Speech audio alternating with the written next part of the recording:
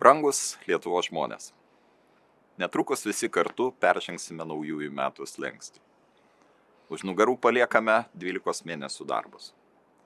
Sutarę dėl rekordinio gynybos biudžeto, siekdami sustiprinti šalies saugumą, turime spręsti kitus realybės iššūkius. Toliau mažinti socialinę regioninę atskirtį Lietuvoje. Laiko tėkmėje vis iš naujo įsitikiname, kartu mes stipresni efektyviais sprendimais, tiesiog būtinais sveikatos, švietimo, socialinės apsaugos, ekonomikos srityse. Kol sutarėme svarbiausiais klausimais, kol dirbame dėl kiekvieno Lietuvos piliečio gerovės konstruktyviais pasiūlymais, niekas mūsų negali sulaikyti nuo pažangos. Visus metus kūrėme stipresnę, klestinčią, savimi pasitikinčią Lietuvą.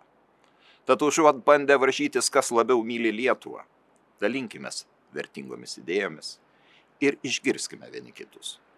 Parodykime, kad mes esame Lietuva, kuriai svarbus kiekvienas jos pilietis. Kurkime ateitį, sparnuotą turiniu ir rezultatais. Kelkime šalies gerovės lygį kiekvienam. Mielieji, atidžiai žvelkime į kiekvieno kalbančiojo tikslus ir darbus.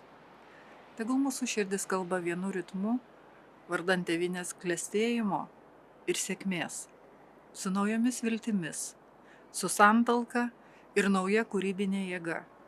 Kilkime aukštyn ir tik aukštyn. Laimingų naujųjų metų!